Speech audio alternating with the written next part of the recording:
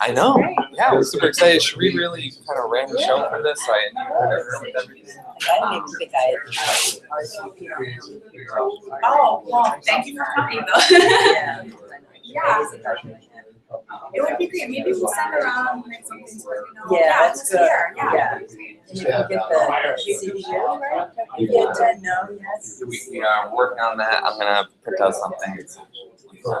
So it's a self-reporting kind of thing. Or you could put the GCI on.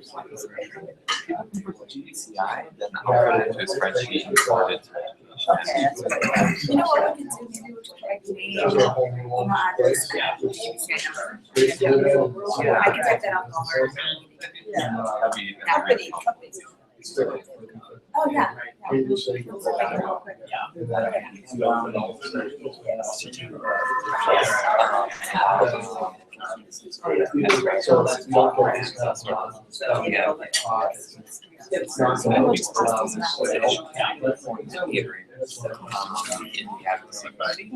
So I think it might have like for Yeah, we did something similar. I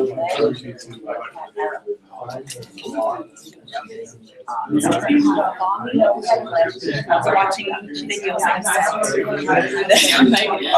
and all my yeah, that was awesome.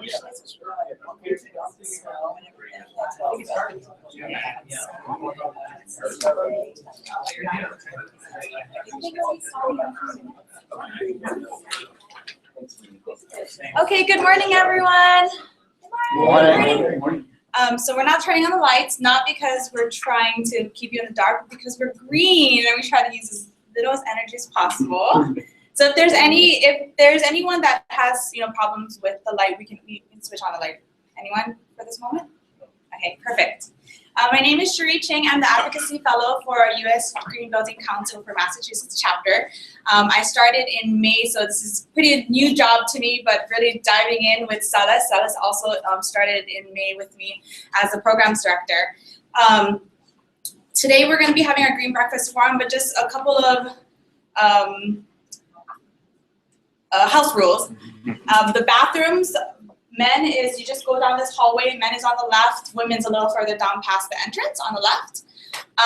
We are going to be recording this session, so it's not any visual recording, it's all going to be audio recording so that we could possibly use this for a future webinar so that we can provide it for people that have not been able to make it today. But also we have some people on our conference line. Can you say hi if you're there on the conference line? Hello?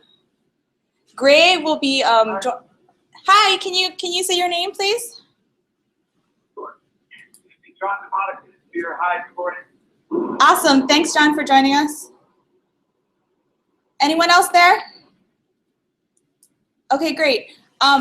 John, so if you are able to maybe put yourself on mute, I know you may be in transit right now, but that may help with the recording that we're gonna be doing. Also, we'll be sending around so name tags. Please have your name tags so that we can know your name. And also, we'll be sending around like a sign-in sheet for those of you who haven't registered for the Green Breakfast, because there's actually a lot more people than we expected, which is really awesome. And then we're also going to try to get your GBCI number. So if you are looking to get credit for this event, then you are able to do that. So. Are we starting anything else? No? Okay. Well, thanks for coming, everyone. Today, we are having our Green Breakfast sponsored by our Advocacy Committee, who has been very active these past couple months because of the bills that have been out, which is really great because we have 3 major priorities and a few secondary priorities, and pretty much all of our priorities have been hit with some type of bill that's in the State House or some type of events going on in our community. So we're going to start off with just a little intro. I know you guys are pretty familiar probably with Green Building Council, but so this breakfast is to address how well you know your green bills and how we can pass them through legislature. So our chapter, so today our breakfast menu, we don't have any green eggs in hand this time. Sorry, didn't have the budget for that. But maybe next time. So today we're gonna have 5 speakers. David's gonna be going over the net metering improvements. Kate will be going over the net zero energy building codes as well as the property assessed clean energy financing.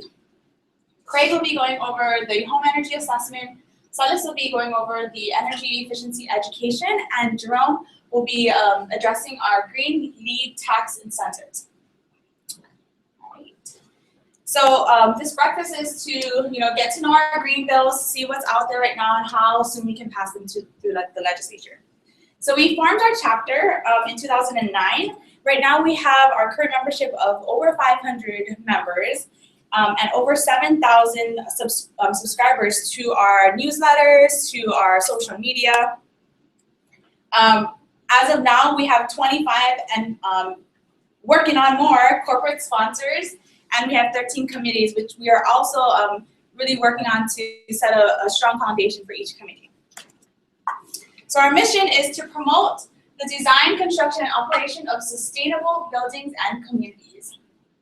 We're looking at the environmental, social, and economic benefits, the triple bottom line, and improved quality of life for all. So we're looking at keeping Massachusetts the forefront of all these green building standards, and also looking from everywhere from the design to construction to operation and maintenance. So from beginning to the end, the whole life cycle.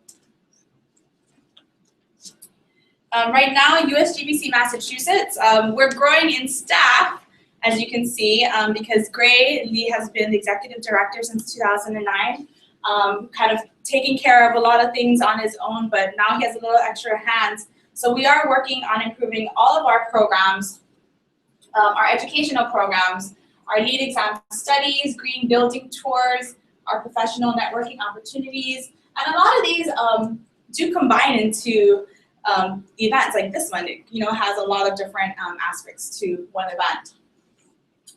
And here's our Green Breakfast Club.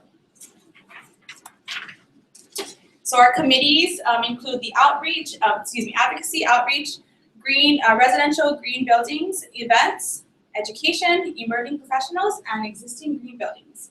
And we're also branching out to the Western Mass, Central Mass, and Cape Islands and Cape Cod and the other islands. So how do we do this? So we improve the professional cadre to deliver our mission, training around LEED and other green building practices. We celebrate our practitioners' success. We help practitioners connect and improve each other's ability to find the right solution to project obstacles. And you'll see a lot of this addressed in a lot of the green building financing, a lot of the net metering that's going on right now. We help the public at large understand the benefits of green buildings and the systems we support to achieve them.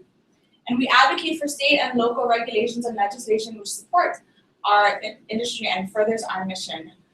Another thing the Advocacy Committee is doing is really connecting with allied organizations, because there's so many organizations and initiatives going on right now in Massachusetts. It's really amazing, especially within Boston. The Advocacy Committee is working on a really meaty list of allied organizations and what we can connect with what they're obviously doing at the time. So the way that we achieve this is through our events, our programs, our campaigning, our communications, and our resources. So our website has really developed now into a place of resources and communication. So we're really on our daily social media, our blogs. So please check them out when you can, because that's where a lot of our updated information comes. And if you have any questions about them, feel free to email us or comment on those social media or like us. That'd be great. So upcoming now is some of our notable chapter events. If you haven't heard, we have our Green Apple Day of Service and our Green Giants Award and Earth Day Building Tech Forum. And we also have something we're supporting is our Green Bill in November. I'm thinking what's the next. get involved with us. I don't want to take up too much time because we want to hear from our advocacy captains. You can go to the next one. This is a map of where we're branching out to all throughout Massachusetts. And today's Green Breakfast is to help us explore the complexities of the current legislation, enabling the chapter to have a defensible opinion on the measures and brainstorm a game plan for more action that will benefit all of our members, which include developers, architects, engineers, contractors, property owners, and residents alike. We cannot ignore the fact that we want a clean and safe environment to live in now and into the future. And we have to start now to transform the buildings which we live and we work in, and we spend probably most of our time in, right? You're hardly ever outside enjoying the park, maybe for like an hour, or the beach, maybe this summer, actually. So we have to start now. I mean, these are the buildings we're living in, we're breathing in, and we need to know what's going on in legislation to be able to improve that and change the things that need to be changed. So I'm gonna skip to the net metering improvements by David.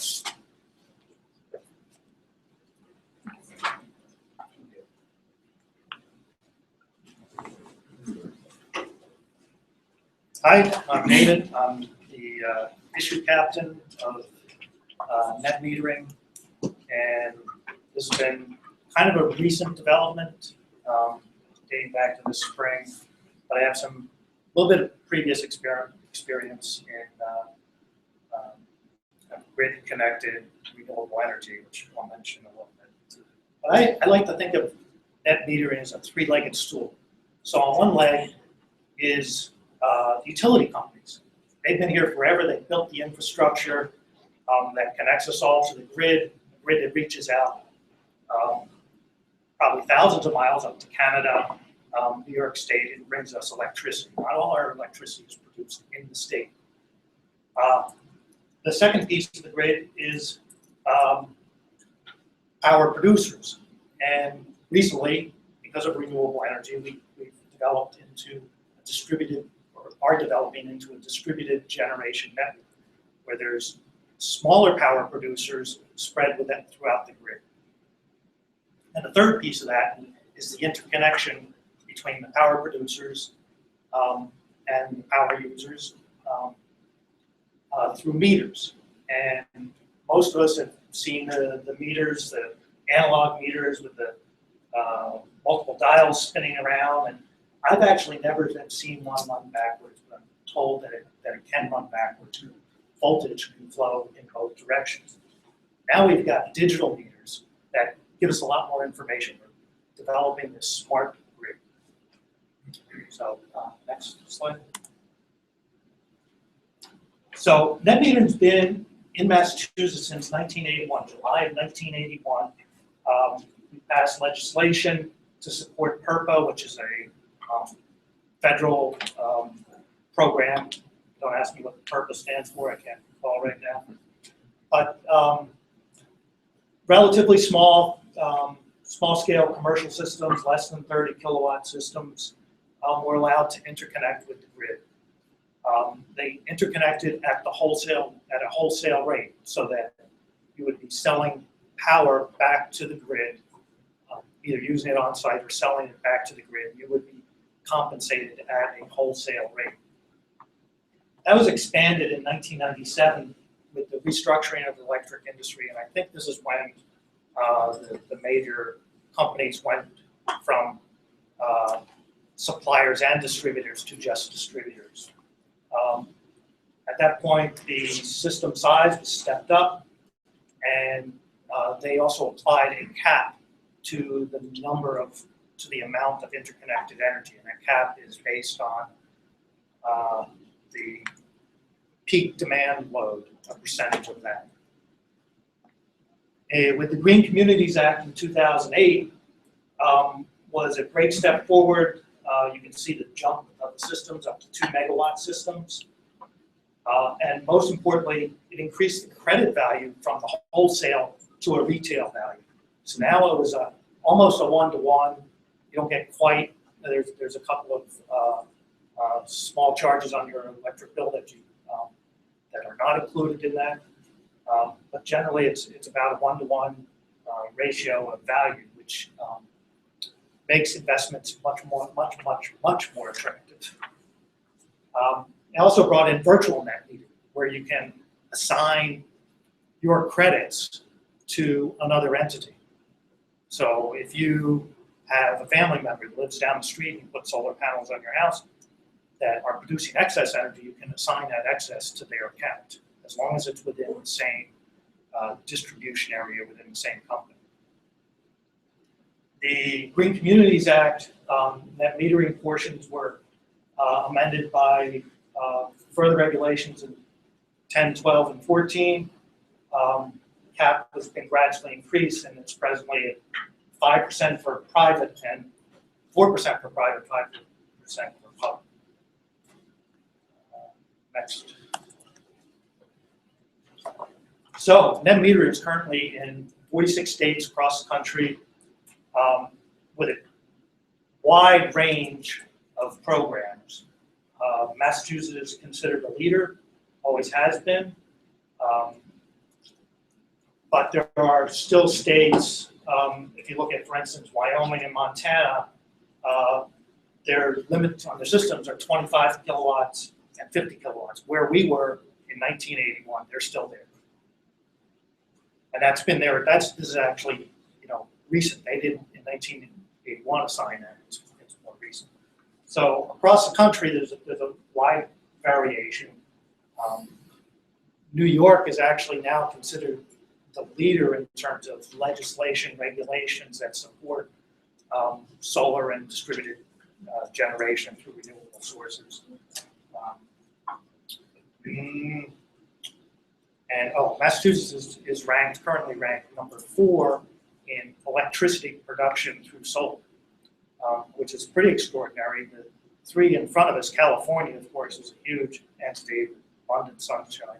Nevada also has abundant sunshine, and South Carolina, which is Arizona. Is that per capita or total? Or number 4? well, that's for last year. It's total. Next slide. So there's programs and incentives that have made this all possible. There's something called the Renewable Portfolio Standard, which was established in 2003, and it required that the electricity suppliers obtain an increasing amount of their power from renewable energy sources. And the idea behind that is that was going to then incentivize the purchase of that. And they do that through renewable energy credits, which are minted and then become a tradable credit. So it represents this kind of monetization of both the environmental and the real economic benefits of renewable energy. And these are then awarded to the energy producers. So if you're the owner of a solar panel, you get awarded these RECs. And then the utility companies essentially then purchase that through this tradable marketplace. In 2010, the DOER established these SRECs, where they took a portion of the RECs, the so-called carve-out, took a portion of them and created new regulations around that designed to support the Green Communities Act of 2008, in order that we reach this goal of 1,600 megawatts of solar by 2020. Now, of course, we have the federal investment tax credit of 30% for a homeowner putting solar on their own house. You get a 30% direct tax credit on your income tax. For investors, it's designed to offset passive income, which is, I came to find out, working in community solar, most of us do not have passive income, and so we can't take advantage of that. That, to my mind, is a real issue, but it is what it is. Next slide. So this shows where we are right now with installed solar capacity. I think this was May 2015, up to 841 megawatts of installed power. This is a little more than halfway to our 1,600 megawatts goal of 2020, so we are on track for that. Next slide. So, step back, please, just for a minute. So, in late 2014, we were approaching the cap limit. And there was legislation that was proposed that expanded the cap, but also reformed the way the compensation was to be awarded. And at the last moment, that was scuttled. They did kick the cap up a little bit, but in so doing, it was determined to form the which would study the issues, because the utility companies in particular had some issues with the compensation mechanisms, and industry groups in Massachusetts also felt that Massachusetts, with a fourth highest rate, electricity rate, that electricity is too costly. Why are we adding more cost to that? So there were some concerns that were raised, and this task force was formed to study those issues. Next slide. So these are the folks that were on this panel, 17 people, people appointed or already within the legislature, solar industry groups, town managers, the Associated Industries of Massachusetts, and the two utility companies, clean energy providers, and union people. So it was a good mix. Next slide. These are the tasks that were taken on by this group. They interviewed members and stakeholders, summarized the solar incentive programs in other states, and also in other states that did not have incentive programs. So they wanted to look across the country, see what's out there. From that was to come a cost-benefit analysis of our current net metering and solar incentive policies, then to provide a range of options to reach that 1,600 megawatt goal, and also to see where other states were on the idea of a minimum bill. So a minimum bill, basically the utility companies were raising concerns that if you are producing power and essentially reducing your bill to zero, then you are no longer contributing, so to speak, to the maintenance of the grid.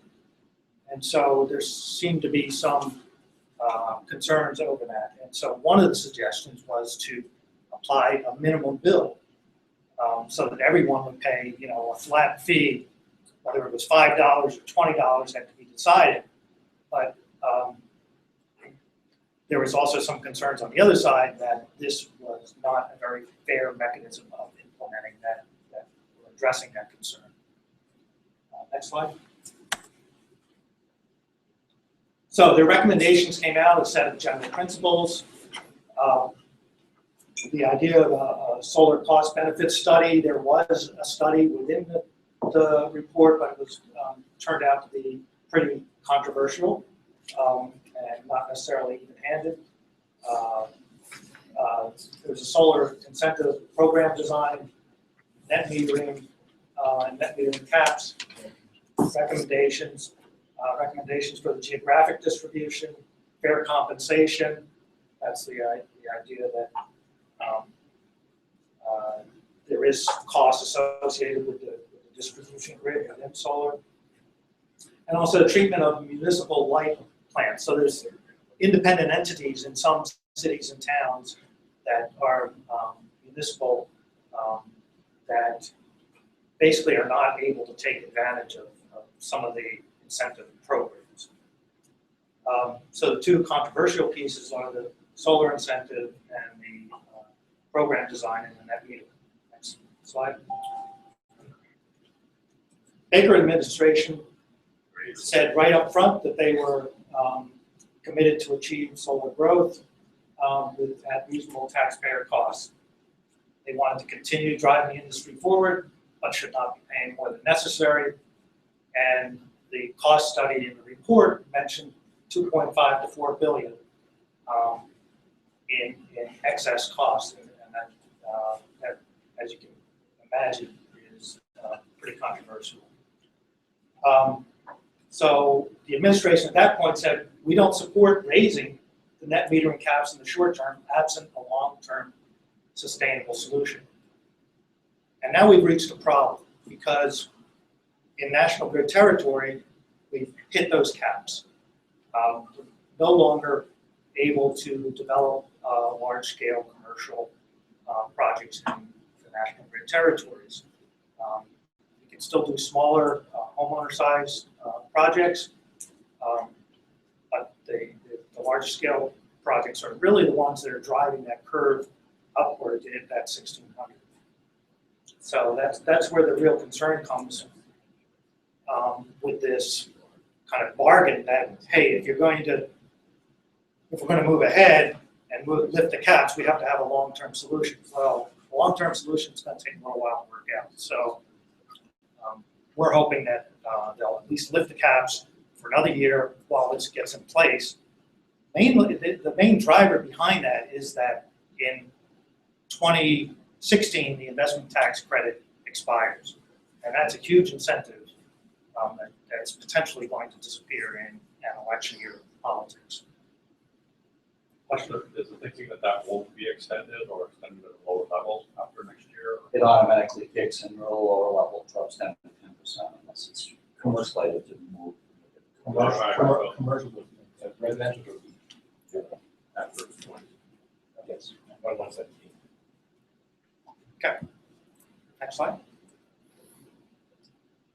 So here at the USGBC Mass chapter, we were tracking several bills. The most tracked one among them was Senate Bill 1770, House 2852, which had a pretty comprehensive and aggressive approach to align with the 16 megawatt solar target. The caps would be lifted. And there were some other really interesting things put in this. One is 20% of the state's electricity to be derived by solar by 2025. So if you imagine 1,600 megawatts, it's really actually very hard to imagine what 1,600 megawatts represents. What is it? It's a number, okay? So I looked up last night how much energy we produce in the state, and it's 33 million megawatts. So to go to 20%, that's 6 million megawatts. So we're talking about going from 1,600 megawatts to 6 million megawatts in 5 years. No, it's not. It's a 5-fold increase. Right now, 1,600 megawatts is equivalent to 4% of our electricity production. So to go to 20%, we're at a 5-fold increase, which according to the 6,000 megawatts. Oh, am I off of that? Capacity, right, not hours. megawatt hours is different than megawatts. Okay, Hour is different. megawatt hours. I'll talk with you about that further. Okay, that's It's a not. 5-fold increase. No, I did say megawatts, I didn't mean megawatt hours. And I don't know whether the figure I was looking at was power used in the state or power produced in the state. I don't know whether that is what is intended by that legislation, but it's a huge jump. 5-fold increase. We think it's appropriate given the time frame, Okay, right? So to keep the switch uninterrupted Okay, for the period of time, it's about right. that's about right. Okay, that's good to know. Our build rate is about 350 to 400 megawatts per year currently. So if you draw that out in a linear trajectory, that's where you'll end up. Okay, great. So surprisingly, out of left field, Act 7, Senate Bill 1973, which was really all about climate, a climate change program, and Act 2 as a response to climate change, had an amendment tagged to it that I think was by Senator Eldridge, that Done. sorry, lifted the cap, actually doubled. So that actually passed the Senate unanimously and went to the House. And we're not sure where it will end up, but it's a good step. Next. So our committee position includes areas of net metering caps, supporting the lifting, solar cost benefit study, supporting that, democratized solar, supporting community shared solar, and solar renewable energy credits, maintaining any programs that have been passed into the future for those people that are already systems that are built under that. Next slide. And I'm going to end with this slide because this is the community solar project that I worked on for 2.5 years to get built. And Bucky Fuller has something called trim tab. Trim tab is when you have a ship, 12 stories high, 4 football fields long, it has a rudder, and that rudder has a little smaller rudder on it. And that smaller rudder actually helps turn that rudder. So I want you to think about how you can be a trim tab and turn a ship. Thanks.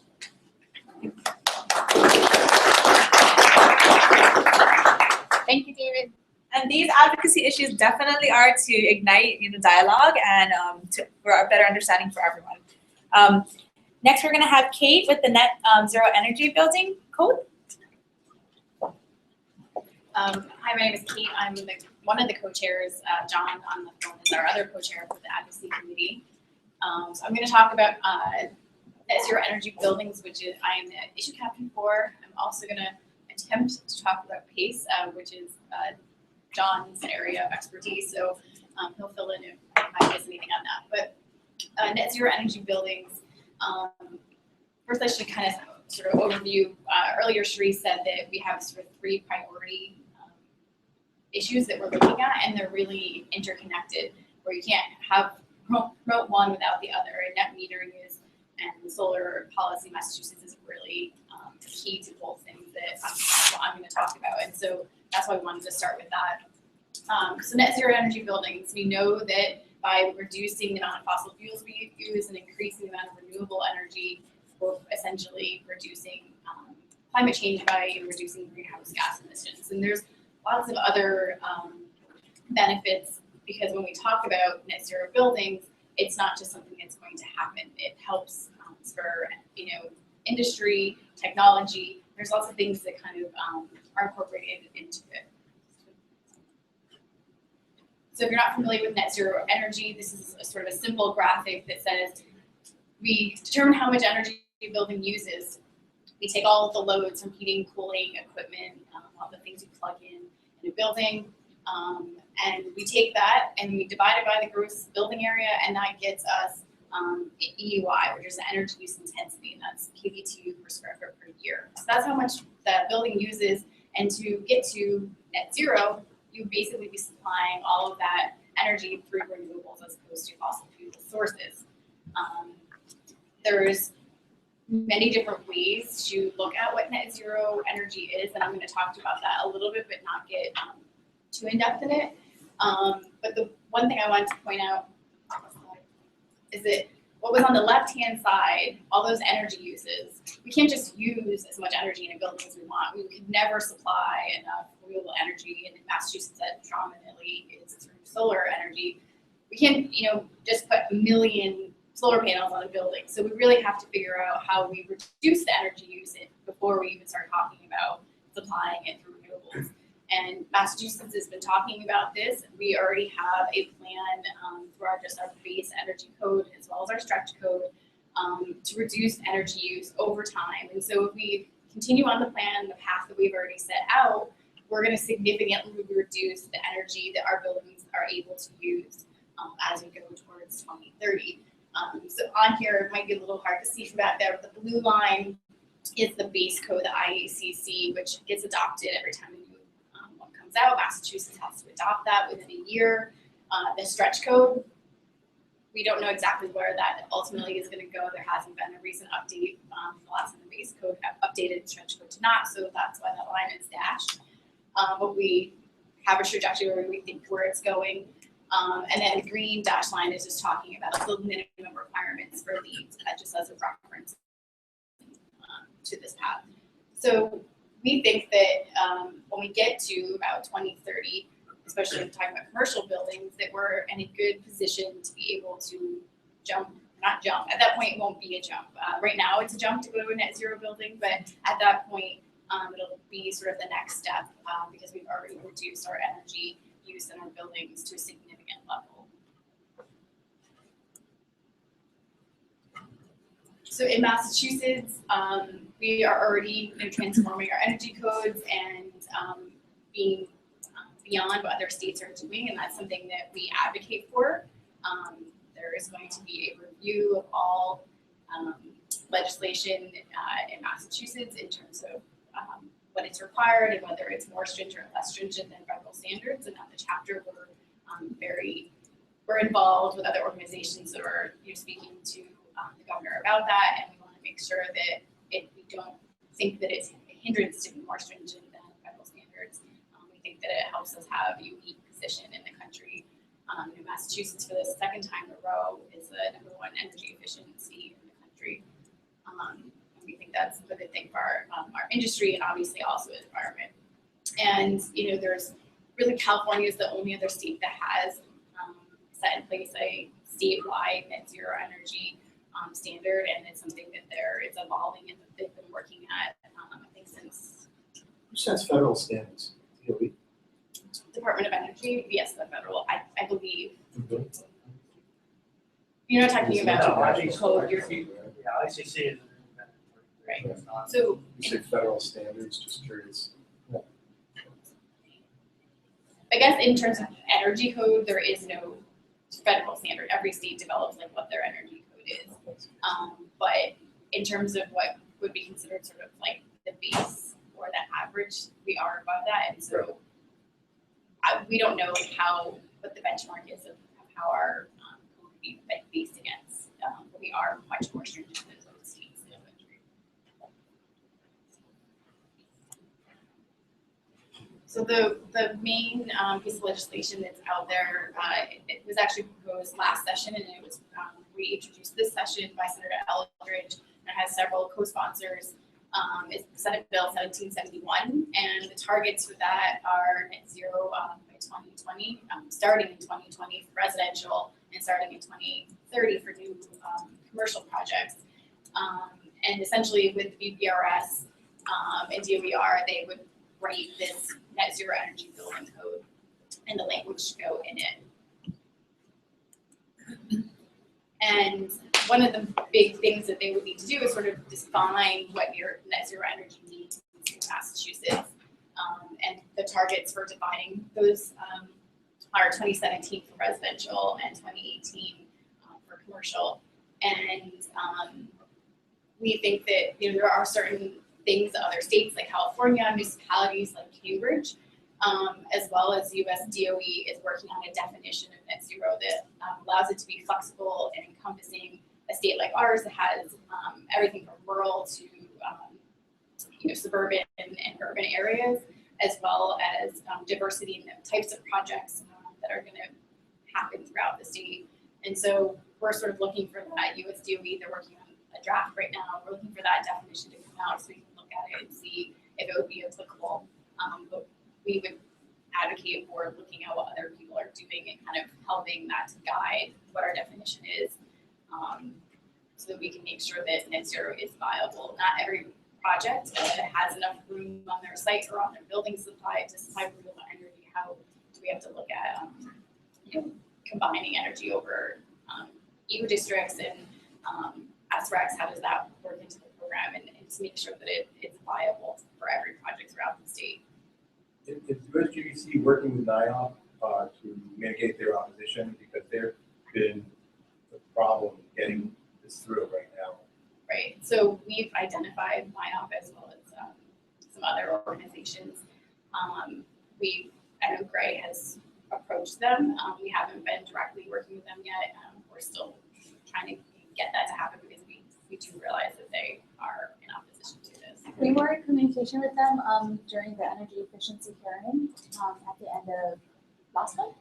And just the constant communication going back and forth on what their initiatives are and then what the differences are. So we're still trying to read through the bills together, and the communication, yeah, it has happened. So They just issued a scathing letter for opposition to the climate adaptation bill. okay. So it's important that we get them on board somehow, Okay. because otherwise we're all stuck. Yeah. Okay. Definitely contact with them. Yeah. So this bill itself is really just setting the process moving forward to say that a building code would be developed to get to net zero. But there's lots of things that need to happen. You can't just pass this bill and then we're going to put it in the code and it's just going to happen. We do know that it should be easier by 2030 because the energy code is already leading us down this path. But there's lots of other things that will be needing to be considered. And while this bill doesn't tackle them, it's important to understand all of those things so we understand why we're advocating for this bill and what other types of things are impacted by it or need to sort of work with it. So we already talked about solar policy and net metering. We're not going to really go over that too much, but financing is a major issue as well. Especially financing can be a major issue. Clean tech and technology, and obviously in 15 years from now, the technology they're probably using for solar panels, as we see them continually getting more and more efficient, there might be other things out there as well that sort of help us get to more efficient renewable energy. Enforcement and building performance, that's going to be a big thing. Understanding, so the authorities having jurisdiction, people who are permitting these projects, what does it mean? We're already working on that just with the energy code and getting them to understand how to permit a project and get a certificate of occupancy on a project to make sure it's meeting the energy code. And so as we require more and more things, we need to be able to have a way to make sure that the buildings are actually meeting it. Municipal support, community engagement, I think that's a huge part of this because it's not just going to be, like I said, a building doing their thing over there. It's really going to start being more of a combined system across communities and then setting an example with state projects. I think we, in the past, that has always been the model that we followed, whether it's LEED requirements, at higher levels of LEED requirements, higher levels of energy efficiency, whatever we can do sort of on the state side to have state buildings sort of leading the way. I think that always is a good place to start sort of setting an example. And as I mentioned before, California is the only state right now that does have a net zero energy mandate. They have incorporated not only new construction, but existing commercial as well. They set certain targets. The Cambridge net zero policy, which they had a net zero task force throughout the last year, and last month it was brought and passed by the city council. And what that task force did was create a framework for how sort of the last slide and all those considerations, all those synergies we have to think about to make this viable. They really laid out a framework of how they can get there, and it was specific to Cambridge, but I think there's a lot of things that can come from that report and that framework that we can apply to other parts of the state.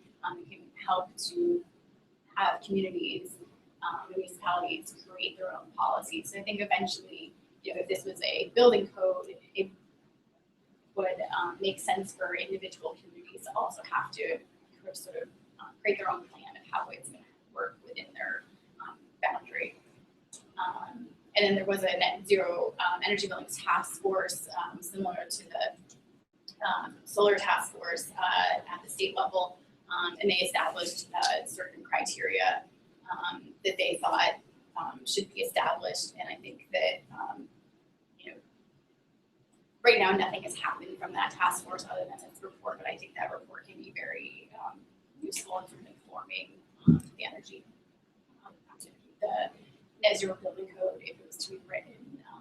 And also, I think there would potentially be other parts of legislation that would have to additionally be added to this initial mandate of a net zero building code as the years would progress, and we sort of see how it would play out and work in municipalities. That's the last one. Yeah. So if there are any questions, I'm going to jump into case financing, and as I said, I'm not the issue captain on this, so I'll do my best. So PACE stands for Property Assessed Clean Energy. Sorry, 1 second. Hi, John. Hi, I'm sorry, it's just 2 minutes to 9 and I'm walking in my 9 o'clock meeting. So great timing on such a case. I'm sure you'll cover it as well as net metering.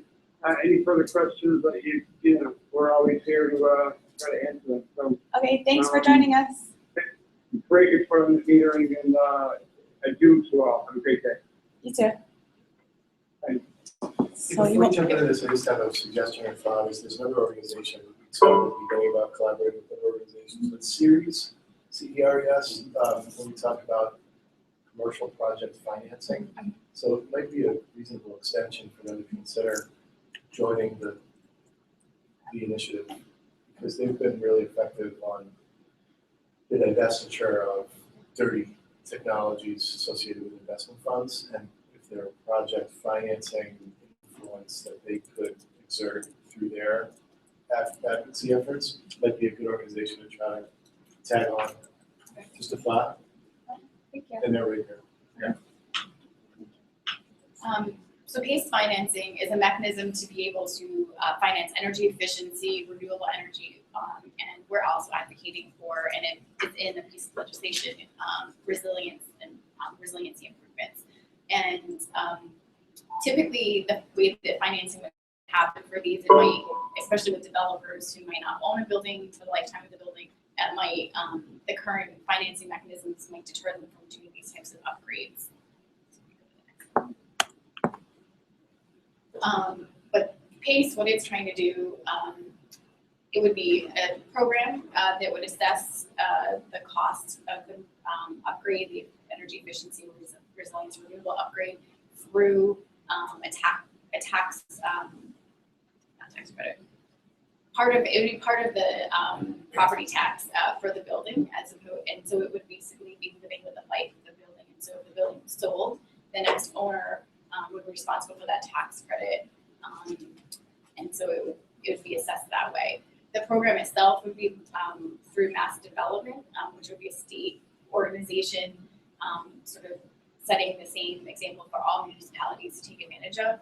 There was, I believe, in 2010, a residential PACE legislation that was passed, but it never really took off because it was required for each municipality to create their own program and manage and operate their own program. So we're really advocating for it to be at a state level, and it would be applied to commercial buildings, not residential buildings, this piece of legislation.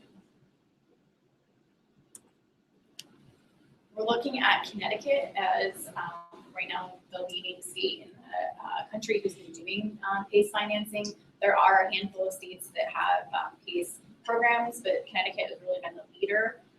And so we've been talking with people at the PACE, the Connecticut Green Bank, and people who helped to put their legislation in place. So right now we have a coalition. I don't know, I think there's like 30 different organizations on this coalition.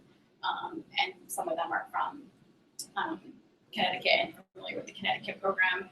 And so right now, Connecticut's program is approaching the $100 million mark for projects funded via PACE. So they've seen this program really take off and become a success there.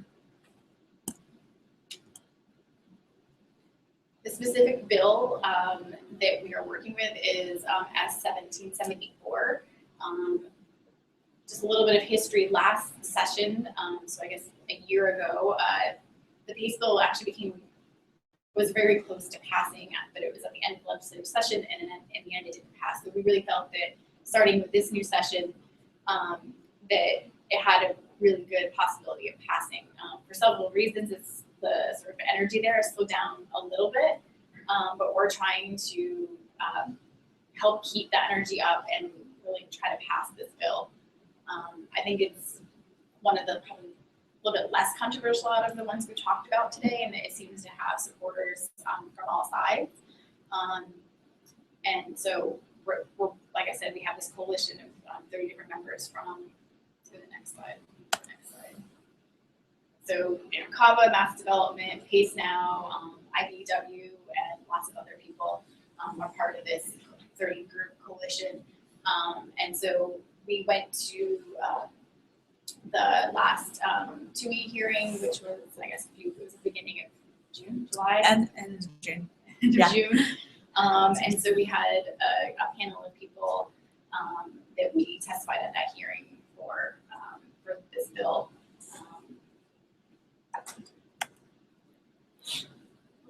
Kate, I have a question. I work in mass development. Some of my colleagues have probably covered this program a little more, but there's already a program on the books called the Local Infrastructure Development Program, and it allows property owners to agree to an additional assessment to help for infrastructure improvements. I don't know how many of those qualify for energy efficiency, but has anyone brought that up in this effort to say you already have a similar law on the books that it's working, or I just was curious. I'll check with the folks at Mass Development. Yeah, I'm not familiar with that. Okay. It might be that it doesn't cover energy efficiency. I know it covers some, I think. Okay.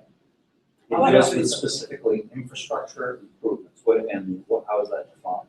I mean, typically public ownership and public purpose. Yeah. So private owners, it may be a little different with taxes and Yeah. issues, but I know some of the infrastructure improvements, allowed under that statute are, energy improvements. Yeah. But I don't know exactly specific, but I just wondered if that had come up at all. Yeah. I'll follow up with you. Yeah, I know that John and Gray have met with Mass Development, and so I don't know if that came up. Okay, I'll check. I'm sorry, that's called the Local Infrastructure Development Program? Yes, chapter 23L.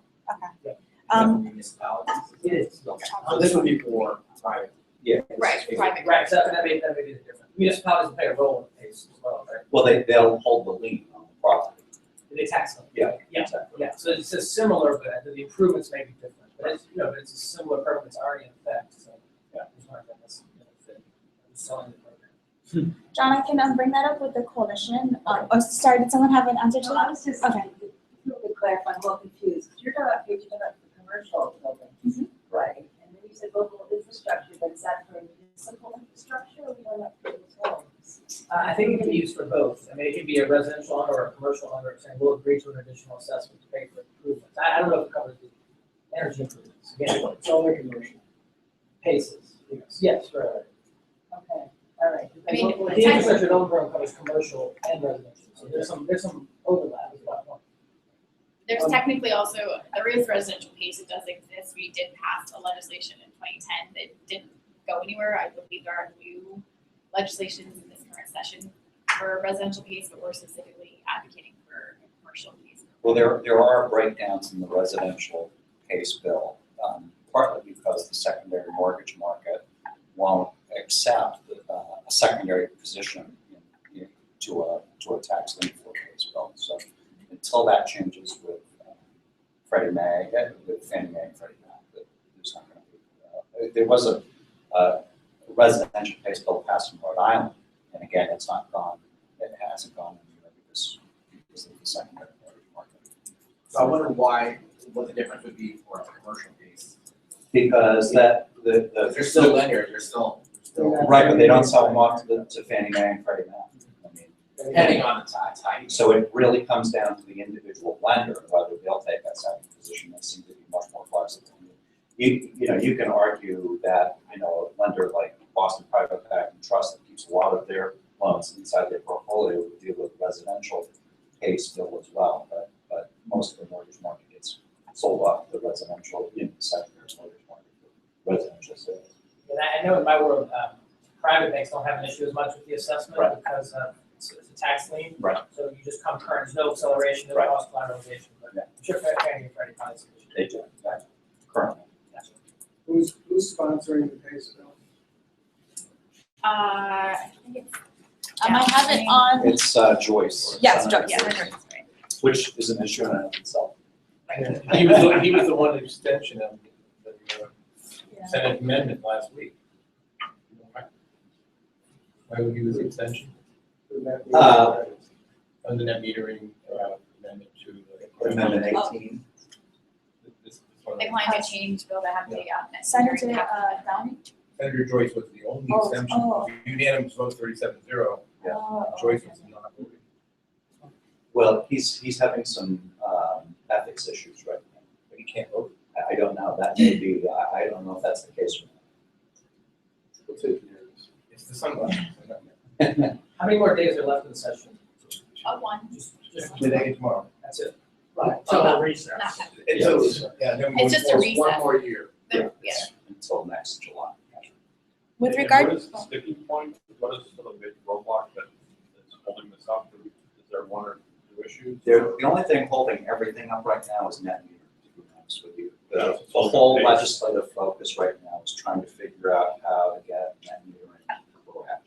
That's slowing down every All the other other energy energy. bill that's out there. I mean, the reason we thought this was gonna move this session, and the reason it broke down last session, because the net metering cap, that bill came through right at the end of the first session. Everybody thought there was, they had the utilities online, they had DOER online, they had the governor online, they had everybody was in line to get this thing passed July 31st. And it broke, well, I mean, a lot of the key players, you're right, but they thought they had this thing, held up.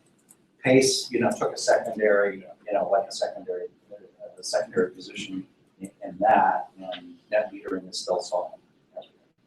That's where the suck is in the legislature. By the way, there is a long-term framework being proposed by the Arcadia Center called the Next Generation Solar Policy Yeah, I Framework. know. So the long-term solution is on the table, the language is ready to go. Downing and Golden have this on their desk. So it's not like we don't have any long-term solution. We have a presentation that's backed by over 60 companies. The chapter is a signatory to the Acadia framework. So there is movement, but it can't come fast enough for the industry to survive. Where we're in that. So in its current proposal, what role do municipalities have in the case?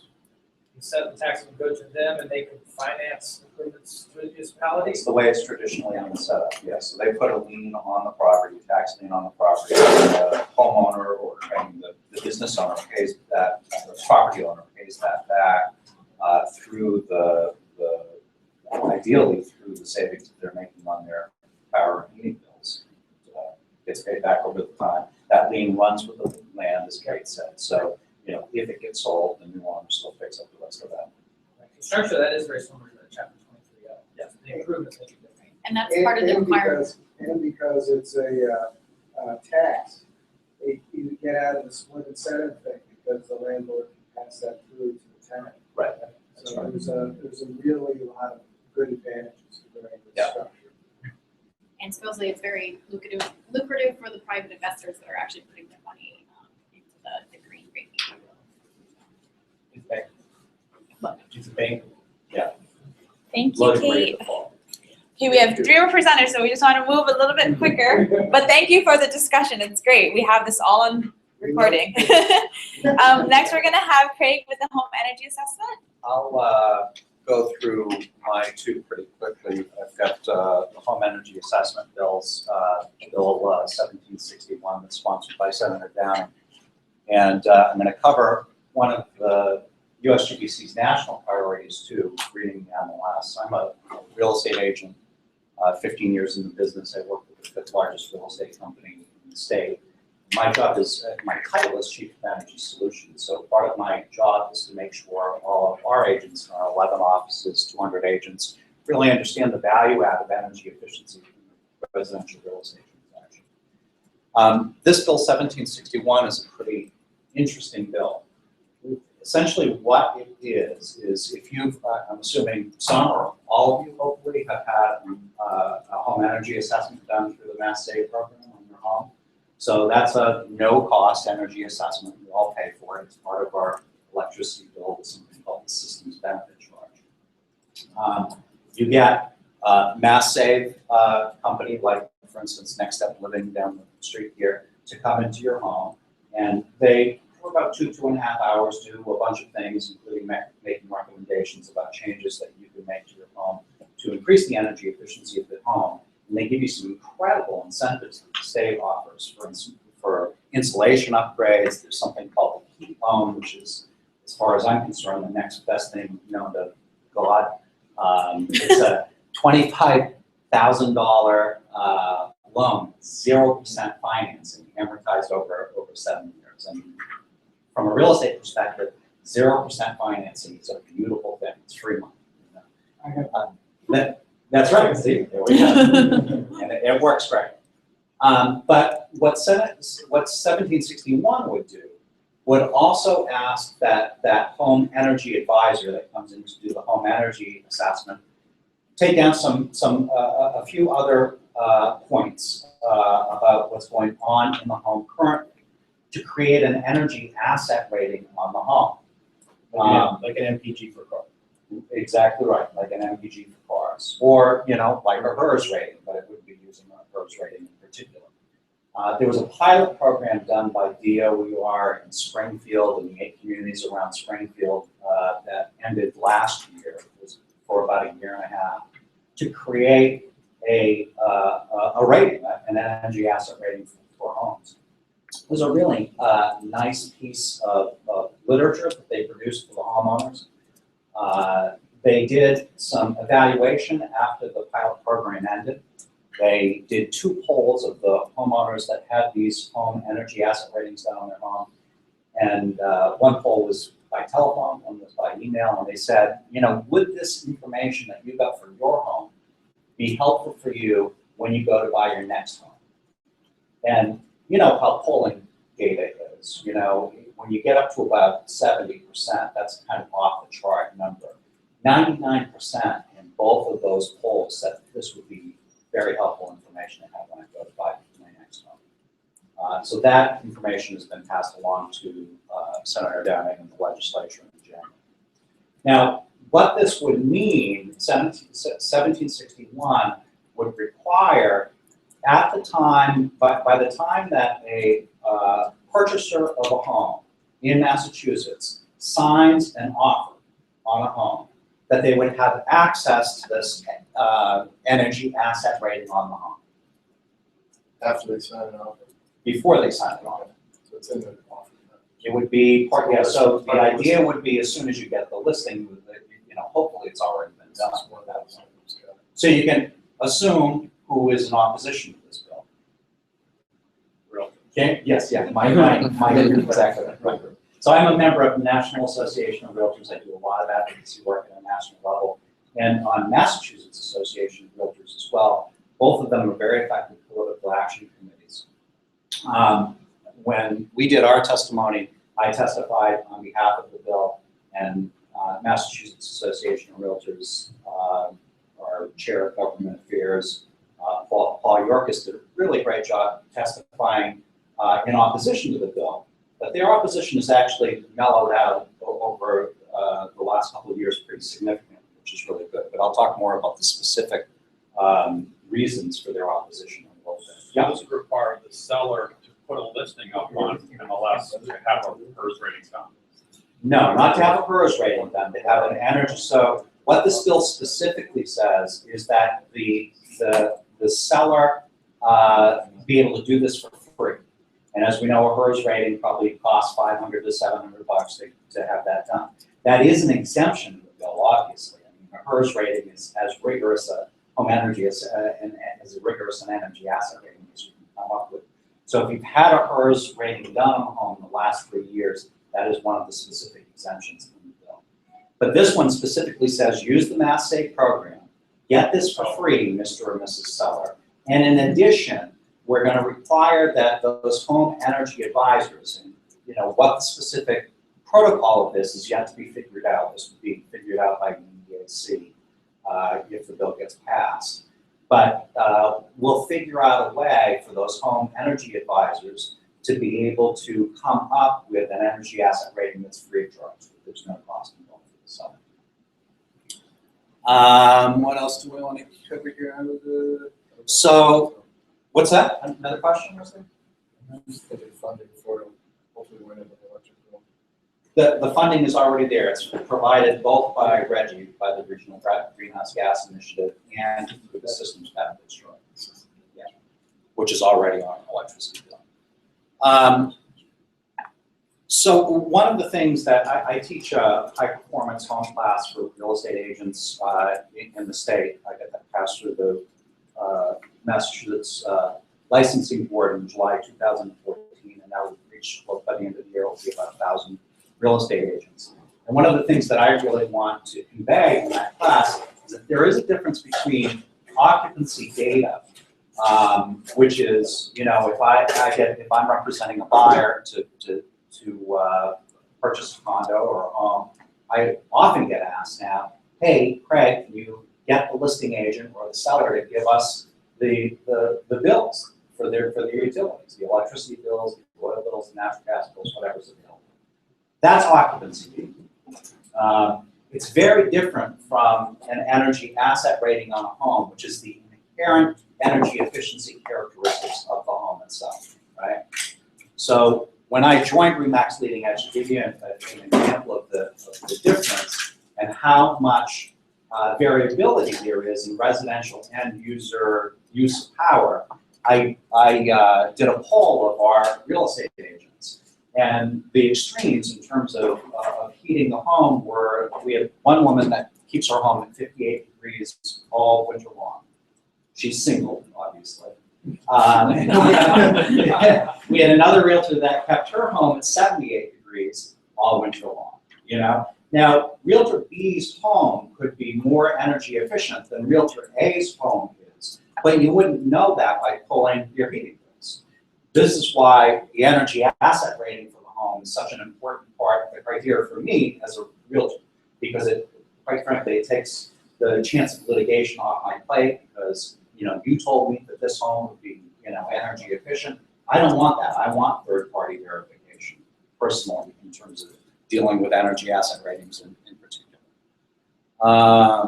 So transparency, we get that. Exemptions, we kind of covered that. Why don't we go forward?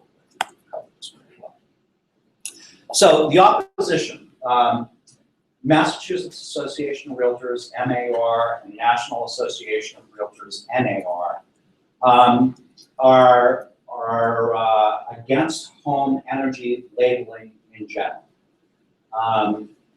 We do a very good job, NAR and MAR, of protecting privacy rights and home ownership rights. That's always been part of our mission since we started as an organization in 1903. It's part of our charter, it's in our code of ethics. That's something we do a very good job at, and I'm very proud of our organization. So one of their fears of this is that, for instance, when BERDA was passed in Boston, MAR was in strong opposition to that, because their fear was that if you're producing power bills publicly, that could tap into homeowner or building owner privacy rights. So that's always been a concern of theirs. My feeling is, and we're actually, I'm on a committee at MAR, we're rewriting energy policy right now, so you can imagine I sit on the far left of the table, and the other people sit on the right-hand side of the table. But one of my points to everybody that I've been really trying to convince them of is that 1761 actually does protect privacy rights, because now we're not getting the data of the individual homeowner's energy usage. We're looking at the inherent energy efficiency characteristics of the home rather than pulling the data. Like how many bathrooms is, you know, it's just like, it's part of the asset. Exactly right. Exactly right. That's a great point, Jerome. I'm going to steal it from you. The market, another big fear is the market could be flooded with low-performing homes. And, you know, the only point of sale full implementation of an energy asset rating that's been used in any industry is the MPG rating for vehicles, which was passed in legislation in 1975 after some of you may have been around then, many of you it looks like weren't, but that was after the era of oil embargo, obviously. And there was an energy crisis that was going on. So what happened in that marketplace? Well, some of the same fears were expressed at that time, that there would be now this flood of these low MPG cars that would never sell. Well, Hummers still sell. Priuses haven't overrun the marketplace, but there has been a gradual improvement of vehicle efficiency since 1975 to the current date that continues. I don't put a lot of value in that as an argument for this, because that's really the only metric that we have to go with. There is no question, however, that this bill would create additional complexity to the real estate transaction. That is a very valid argument. When you look at the number of home sales that we do in May and June, as these homes are going under agreement, April and May, 10,000, 12,000 homes a month in Massachusetts. Adding that to Next Step Living's load of energy assessments in a timely fashion to pull this off is a really legitimate argument to make on this issue. So I taught the high performance home class for Cape Cod and the Islands out on the Vineyard in March.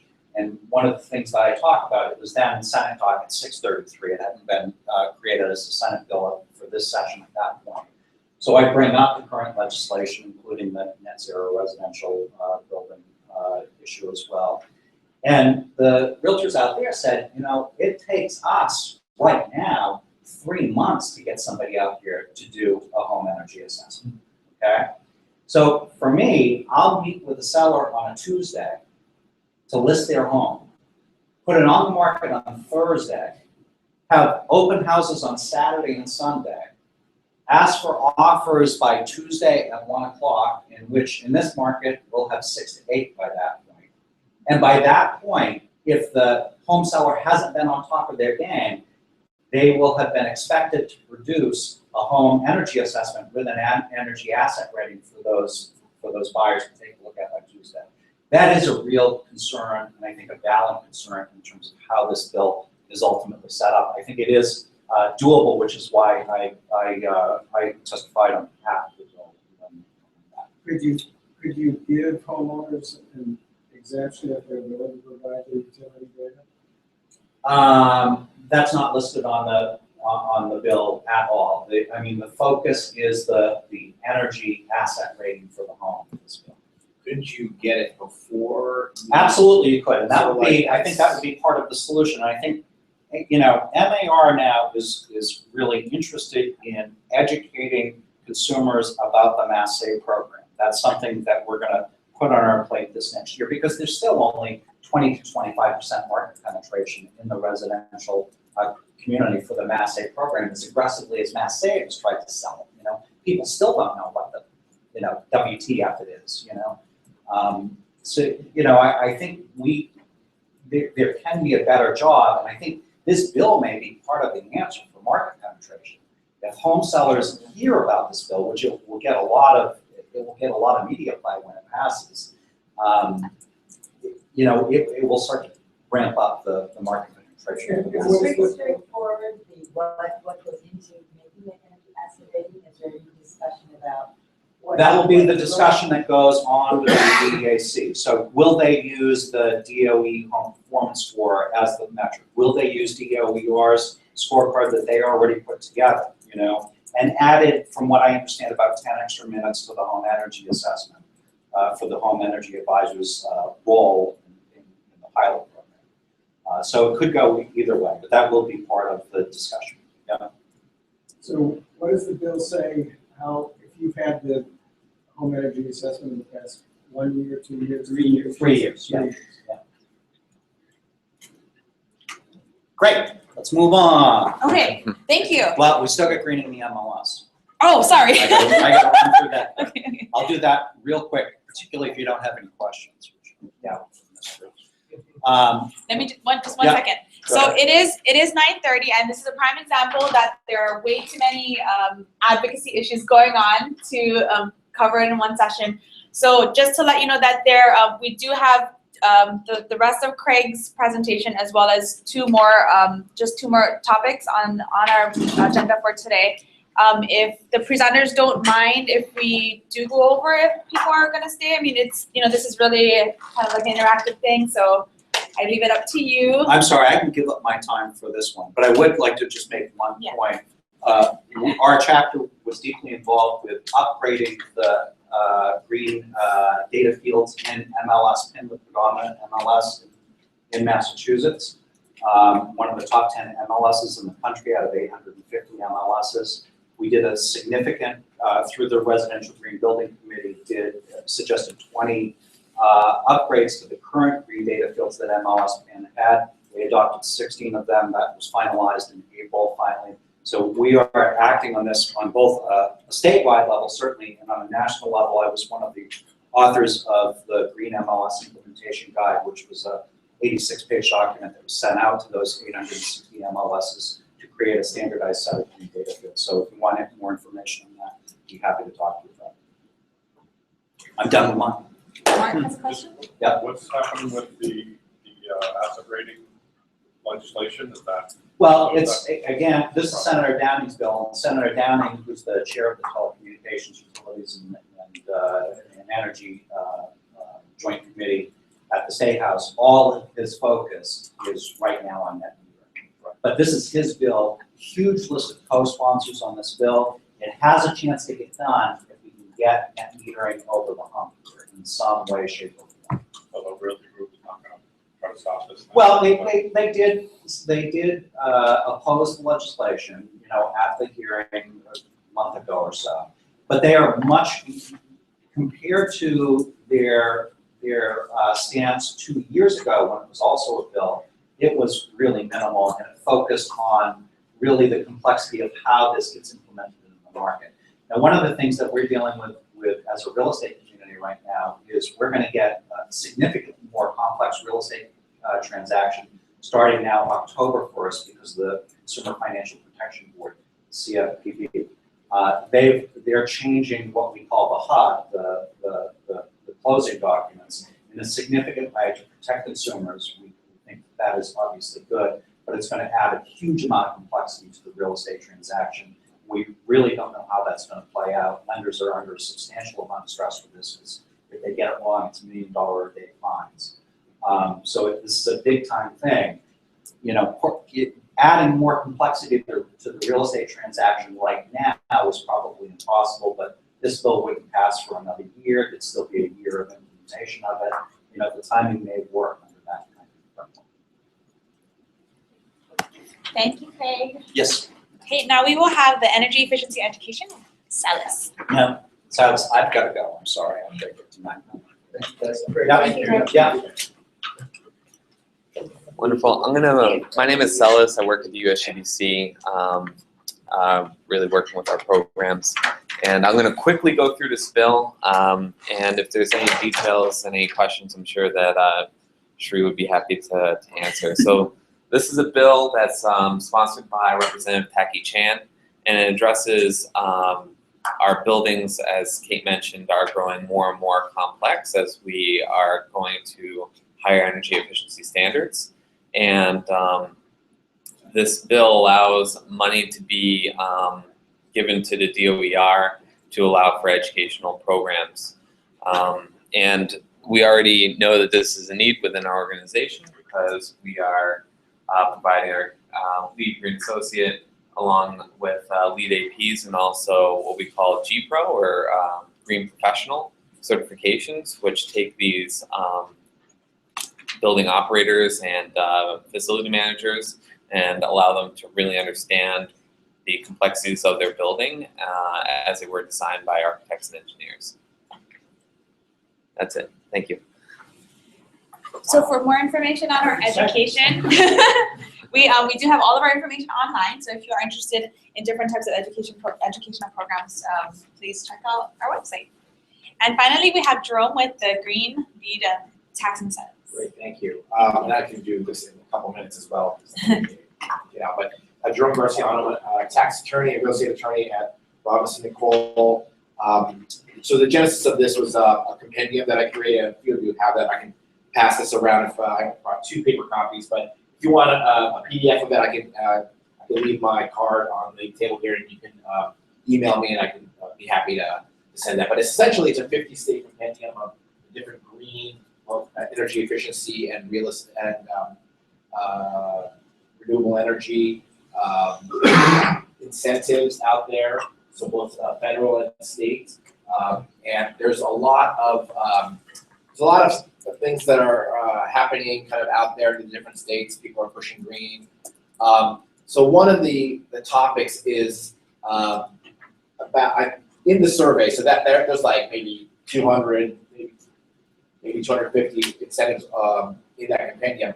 But there are a handful, I think around maybe 9 or 10 state either tax credits or other incentives that are specifically tied to LEED or a LEED equivalent.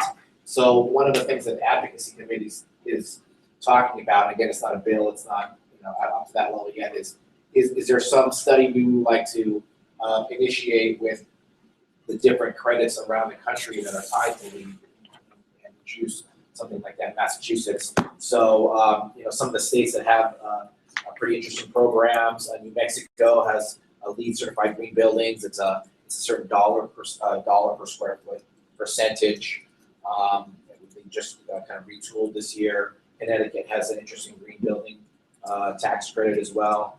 And I think that's something that that the advocacy committee could look at. It might be interesting to get some feedback from the different other committees.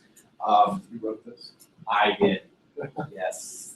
So what I do is I've been doing that over a few years now. I update it every 6 months, and then I release it to people who are on my list and are interested in it. So feel free. I was going to go into the more mechanics of the tax credits, but maybe we can save that for a different meeting. But certainly there are a lot of different incentives. I mean, that covers solar and wind and other things like that. But I guess for this focus, it'd be interesting to see if there's interest in kind of a LEED specific tax credit or tax benefit for Massachusetts, like in a few of these other states. I think I could just leave it at that. What would you say is the state that's doing the best work in terms of these incentives? I think New Mexico and Connecticut. There's some interesting more general incentives in Oregon. Maryland had one that expired. One of the themes that I was going to cover was a lot of our federal incentives have expired or are very close to expiring. So another proposal for the advocacy committee is, what to do about those expired credits. And there's a whole bunch of factors politically, tax reform. That's these are small pieces in those puzzles, but is there a role that USGBC either nationally and Massachusetts chapter could play at that? But that's kind of a bigger item that we could talk about. But for today, it's can we study some other states and their LEED programs, and is there interest in doing something in Massachusetts? That's it. Thanks. Any other questions? And those 2 copies, people can grab them if they want. And again, you can email me if you want the feedback. And we will be updating our advocacy page based on our progress with going more into detail about the tax incentives. Well, we are at the end of our agenda, so please feel free to stick around and enjoy some more refreshments and ask questions. Or we'll be ending the recorded portion. So if you were saving your questions for the non-recorded, then it'll be time. But thank you so much, and keep updated. If you have any questions, feel free to email us. On the agenda, we have our email at the bottom. It's just usgbcma.org. So if you have any questions or any comments on this green breakfast today, we're always open to that. And thank you for coming. Thank you. Don't forget to mention the rally, 10:45. Oh, yes, we do have that on our website. It's the solar, yeah, it's Soak Up the Solar. Yeah, right there. You stuck that in for me. Thank you. Yeah, so at 10:45, if you're not in your beach gear, I don't know if they'll let you, but yeah. So.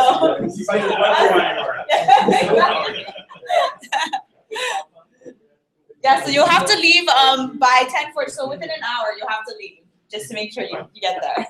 It's right at the street. It's really important because it's gonna be two-part. It's gonna be beach party and lobby party. Yeah. And the idea is to go and swarm the house and go to every representative that hasn't made a stand on the SMISAC letter, and get them to sign on to the SMISAC text letter, which asks the speaker to take this up in the next 2 days of the session. So if enough of us go, enough pressure is put on the speaker, there may be some way of getting a bill passed in this month. Is that information on the website too? I would suggest you go to solarisworking.org, which is the website for Mass Solar, which is an advocacy and educational nonprofit, which Mark is president. And if you're interested at all in getting involved with any of the topics we talked about today, either being part of our committee here or just your organization, or you as an individual want to be involved with what we're doing, make sure you either email the USGBC Mass email or my email and John's email are on the advocacy page. You can email us directly. We're always trying to broaden our groups and coalitions on all of these issues. So we appreciate any feedback or anyone who wants to get involved. And in relation to that, there's some membership information, and there's also some information from Zapotec Energy, who was one of our sponsors for our recent barbecue, and will be giving a presentation at our residential green building event. So if you want some information, yeah, I'll leave it there. Thank you. Thank you.